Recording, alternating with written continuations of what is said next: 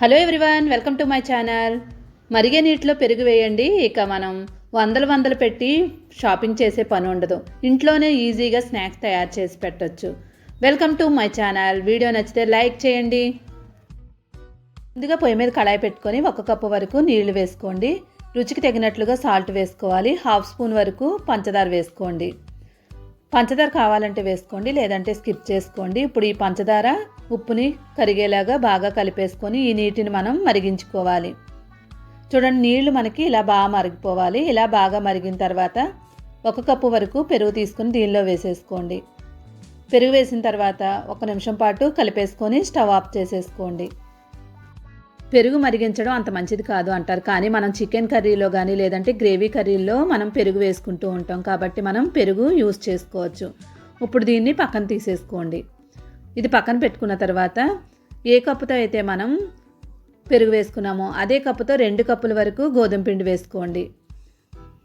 ఇప్పుడు దీన్ని బాగా కలిపేసుకోవాలి. వేడిగా ఉన్నప్పుడే మనం గోధుమ పిండి వేసుకోవాలి. మొత్తం అంతా బాగా కలిపేసుకొని దగ్గరికి చపాతీ ముద్దలాగా తయారు చేసుకోవాలి. దీనిలో సరిపడే వరకు మన చపాతీ ముద్ద ఎలా గట్టిగా ఉంటుందో అలాగ అయ్యే వరకు పిండి వేసుకుంటూ కలుపుకోవాలి. వేడివేడిగా ఉన్నప్పుడే కలిపేసుకున్నట్లయితేనే మనకి ఈ చపాతీ ముద్ద అంతా కూడా చక్కగా మెత్తగా అయిపోద్ది, లేదంటే మనకి చపాతీలాగా గట్టిగా ఉంటుంది. ఇప్పుడు మనం మొత్తం అంతా బాగా కలిపేసుకున్న తర్వాత ఇప్పుడు ఇది మనకి చేతికి అంటుకుంటూ ఉంటుంది కదా. ఇప్పుడు చేతికి అంటుకుంటున్నప్పుడు ఒక 1 టేబుల్ స్పూన్ వరకు నూనె వేసుకోండి. ఇలా నూనె వేసుకోవడం వల్ల మన చేతికి అంటుకోకుండా చక్కగా స్మూత్గా అయిపోద్ది. ఇప్పుడు ఒకసారి మళ్ళీ 2-3 నిమిషాల పాటు బాగా కలిపేసుకోండి. ఎంత పిండి వేసినా కూడా మనకి చాలా స్మూత్గా ఉంటుంది పిండి అనేది, ఎందుకంటే మనం వేడి నీళ్ళలో వేసుకున్నాం కాబట్టి స్మూత్గా ఉంటుంది. ఇప్పుడు ఏదైనా చపాతీ పీట మీద 1 నిమిషం పాటు బాగా కలిపేసుకోండి. ఇలా కలుపుకున్న తర్వాత ఇప్పుడు దీన్ని మనం చిన్న చిన్న బాల్స్లా తయారు చేసుకోవాలి. లేదు మనం ఎంత కావాలంటే అంత తీసుకోవచ్చు అన్నప్పుడు ఆ ముద్దను ఒకసారి పక్కన పెట్టేసుకొని చిన్న చిన్న ముద్దలుగా తీసుకోండి. ఇక్కడ మనం బాల్స్ అనేది మనకి ఇష్టమైన సైజులో చేసుకోవచ్చు. ఈ సైజులో ఉండాలని ఏం లేదు. ఇక్కడ మనం పిండి కానీ ఏమీ యూజ్ చేయకుండానే చేత్తో ఇలాగా చపాతీ మొత్తాన్ని ఒత్తేసుకోవాలి. చేత్తో ఒత్తుకున్నప్పుడు మనకి రౌండ్గా రావాలని ఏముండదు, ఎందుకంటే మనం చేసుకునేది ఏ షేప్లో వచ్చినా పర్వాలేదు.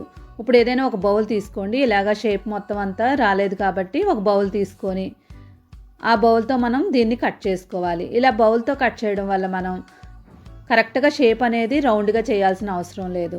చాలా సింపుల్గా ఈజీగా త్వరగా చేసేసుకోవచ్చు. ఇలా కట్ చేసుకున్నాం కాబట్టి మనకి షేప్ అనేది రౌండ్గా వచ్చేస్తుంది.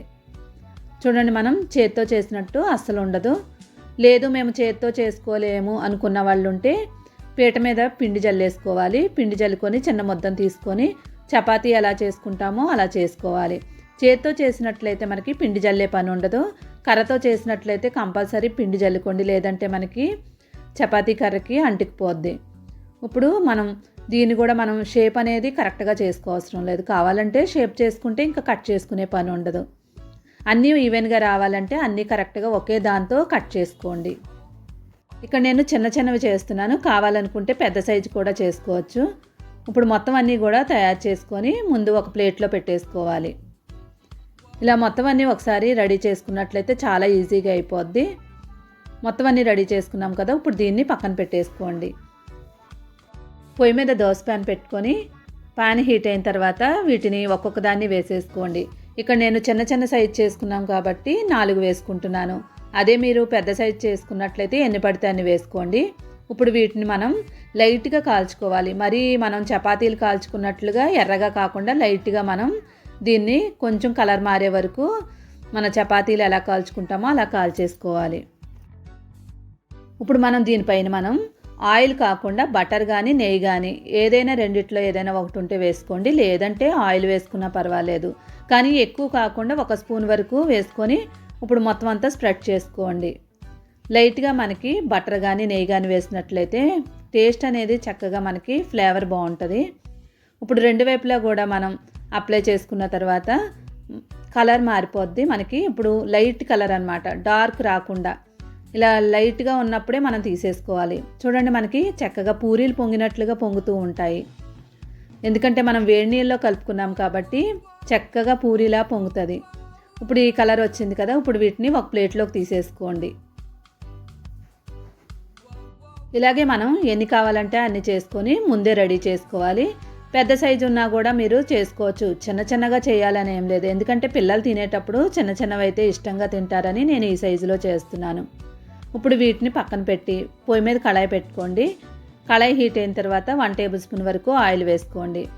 నెక్స్ట్ దీనిలో ఒక ఉల్లిపాయని సన్నగా పొడవుగా కట్ చేసుకొని వేసుకోండి. టమాటాని ఒకటి సన్నగా పొడవుగా కట్ చేసుకొని వేసుకోండి. ఇది కూడా క్యాప్సికము అరమొక్క తీసుకోండి, పెద్దది ఉంటే, చిన్నదైతే ఒకటి తీసుకోండి. నెక్స్ట్ స్వీట్ కార్న్ ఒక హాఫ్ బౌల్ వరకు వేసుకొని వీటన్నింటిని బాగా వేయించేసుకోండి. ఇంకా మన దగ్గర ఎటువంటి వెజిటేబుల్స్ ఉంటే అవి వేసుకోవచ్చు. క్యాబేజీ కానీ గ్రీన్ పీస్ కానీ ఏముంటే అవి వేసుకోవచ్చు.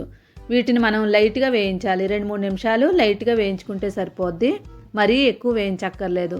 ఇప్పుడు 1/2 స్పూన్ వరకు పసుపు, 1/2 స్పూన్ కారం, నెక్స్ట్ దీనిలో రుచికి తగినట్లుగా సాల్ట్ వేసుకోండి. మరీ ఎక్కువ కాకుండా కొంచెం వేసుకొని పెప్పర్ వేసుకోండి. మిరియాల పొడి వేస్తే చాలా అంటే చాలా బాగుంటుంది, ఘాటు ఘాటుగా ఉంటుంది. ఇప్పుడు ఒకసారి బాగా కలిపేసుకోండి. ఇందులో ఇప్పుడు అసలైన ఇంగ్రీడియంట్స్ వేయాలి, అది తప్పకుండా మిస్ అవ్వకుండా వేసుకోండి. షెజ్వాన్ సాస్ వేసుకోండి, చాలా బాగుంటుంది, 2 టేబుల్ స్పూన్ల వరకు. ఒకవేళ ఇది లేదు అనుకున్న వాళ్ళు ఉంటే మనం టమాటా sauce 1 table spoon, soya sauce 1 table spoon వేసుకోవాలి. ఇప్పుడు ఒకసారి బాగా కలిపేసుకొని స్టవ్ ఆఫ్ చేసుకోండి. చూడండి, మనకి చక్కగా మరీ ఎక్కువ వేగకుండా లైట్గా వేగి సాసులతో మంచి టేస్ట్గా ఉంటుంది. ఇప్పుడు ఇలాగా వేయించేసుకున్న దాన్ని ఈ కూరని మనం స్టఫింగ్ అంతా కూడా ఈ చపాతీల మీద పెట్టేసుకోవాలి. స్కూల్ నుంచి రాగానే పిల్లలు ఆకలి అంటారు కదా, అలాంటప్పుడు మనం ఇలాగా గోధుమ పిండితో తయారు చేసిన మినీ పిజ్జాలను పెట్టినట్లయితే ఇంకా చాలా ఇష్టంగా తింటారు. దీనిపైన మనం పిజ్జా అనగానే గుర్తొచ్చేది చీజ్ కదా, చీజ్ వేసేసుకోండి. ఒకవేళ చీజ్ లేదు అనుకున్న వాళ్ళు ఉంటే స్కిప్ చేసుకోవచ్చు. చీజ్ వేసినట్లయితే ఈ పిజ్జా అనేది చీజ్తోనే మంచి టేస్ట్ వస్తుంది, కాబట్టి కంపల్సరీ చీజ్ మిస్ అవ్వకండి. మొత్తం చీజ్ వేసుకున్న తర్వాత దీన్ని 2 పద్ధతుల్లో చూపిస్తాను. ఇక్కడ నేను ఎయిర్ ఫ్రైయర్ వాడుతున్నాను. ఎయిర్ ఫ్రైయర్ లేని వాళ్ళకి పొయ్యి మీద కూడా చూపిస్తాను. ఇది ఫిలిప్స్ కంపెనీ ఎయిర్ ఫ్రైయర్. దీన్ని మనం ఎలా యూజ్ చేసి పిజ్జాల్ని మెల్ట్ చేస్తామో చూద్దాం. ఇప్పుడు ఇది మనకి బయటకు వచ్చేస్తుంది. దీనిలో మనం పిజ్జాలు పెడతాం అన్నమాట. ఇప్పుడు పిజ్జాలు రెడీ అయ్యాయి కదా, ఇప్పుడు మనం నార్మల్గా మళ్ళీ దాన్ని బాక్స్ పెట్టేసుకోండి. ఇది నేను చూపించడానికి మాత్రమే బయటికి తీసాను, మొత్తం అంతా తీసే పని ఉండదు. జస్ట్ హ్యాండిల్ బయటికి లాగండి సరిపోతుంది, హ్యాండిల్ తిప్పే పని ఏమి ఉండదు. ఇలా లాగిన తర్వాత మనం తయారు చేసుకున్న పిజ్జాల్ని దీనిలో పెట్టేసుకోవాలి. ఇక్కడ మనకి పిజ్జాలు అనేది లోపలున్న గాలితోనే మనకి ఫ్రై అవుతాయి అన్నమాట. ఇప్పుడు లోపలికి అనేసుకోండి. ఆన్ బటన్ ప్రెస్ చేయండి. 180 డిగ్రీస్ వచ్చింది. ఇప్పుడు 2 మినిట్స్ పెడుతున్నాను. 2 మినిట్స్లోనే మనకి పిజ్జాలు రెడీ అయిపోతాయి. ఇప్పుడు ఆన్ చేస్తున్నాను. ఇక్కడ మనకి పిజ్జాలు కనిపిస్తూనే ఉంటాయి. ఫిలిప్స్ కంపెనీది కాబట్టి మనకి ఇలాగ మిర్రర్ వచ్చింది కాబట్టి లోపల పిజ్జాలు ఎలా ఉన్నాయి అనేది కూడా మనం చూసుకోవచ్చు. మినిట్స్ తర్వాత మనకి ఎటువంటి చేయి పెట్టే పని ఉండదు, దానికదే ఆఫ్ అయిపోద్ది. చూడండి, 50 మినిట్స్, 49 మినిట్స్, నెక్స్ట్ 10 మినిట్స్, 3, 2, 1 అంతే, ఎండ్ అయిపోద్ది, స్టాప్ అయిపోద్ది దానికదే. కానీ లైటింగ్ మాత్రం ఆరిపోదు. ఎప్పుడైతే మనం పిజ్జాలని బయటకు తీస్తామో అప్పుడే లైటు ఆఫ్ అవుతుంది. చాలా సింపుల్గా 2 మినిట్స్లోనే పిజ్జాలు రెడీ అయిపోతాయి. ఇంకా దీంట్లో మనం ఫ్రెంచ్ ఫ్రైస్ అయితే ఆయిల్ లేకుండా, డీప్ ఫ్రై పని లేకుండా గాలితోనే మనకి ఫ్రై అవుతాయి. చాలా హెల్త్కి కూడా మంచిది. ఇప్పుడు వీటిని ప్లేట్లోకి తీసుకోండి. ఎయిర్ ఫ్రైయర్ లేదు అనుకున్న వాళ్ళకి పొయ్యి మీద కూడా ఎలా చేయాలో చూపిస్తాను.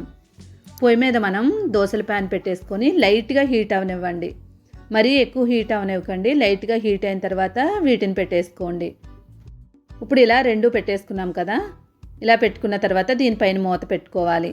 చూడండి, మనకి పక్కకు వచ్చేసాయి. 2 మధ్యకి జరిపేసుకొని మూత పెట్టేసుకోండి. మూత పెట్టుకొని మంటని మీడియం ఫ్లేమ్లో కాకుండా లో ఫ్లేమ్ మీదకి మార్చేసుకోండి. 2 నిమిషాలు అలానే వదిలేసినట్లయితే ఇలా కూడా మనం పిజ్జాలు తయారు చేసుకోవచ్చు. ఇక్కడ గోధుమ పిండితో తయారు చేసుకున్నాం కదా బేసు, చాలా స్మూత్గా ఉంటుంది, వేడి నీళ్ళలో వేసాం కాబట్టి. ఒకసారి మీరు కూడా తప్పకుండా ట్రై చేసి ఎలా వచ్చిందో కామెంట్ చేయండి. ఎయిర్ ఫ్రైయర్లో చేసిన దానికి పొయ్యి మీద ఉన్న దానికి రెండిటికి డిఫరెన్స్ చూడండి. ఎయిర్ ఫ్రైయర్లో చేసింది మొత్తం అంతా కూడా మనకి మెల్ట్ అయిపోయింది. ఇంకా మనం పొయ్యి మీద చేసిన దానికి కొంచెం మనకి చీజ్ కనిపిస్తుంది చూడండి. టేస్ట్ మాత్రం ఒకేలాగా ఉంటాయి, ఎటువంటి డిఫరెన్స్ ఉండదు. వీడియో నచ్చితే తప్పకుండా like, share, subscribe my channel. నా ఛానల్ని సపోర్ట్ చేయడానికి లైక్ బటన్ మర్చిపోవద్దు. ఇలాంటి మంచి మంచి వీడియోల కోసం సబ్స్క్రైబ్ చేసుకోండి. Thank you.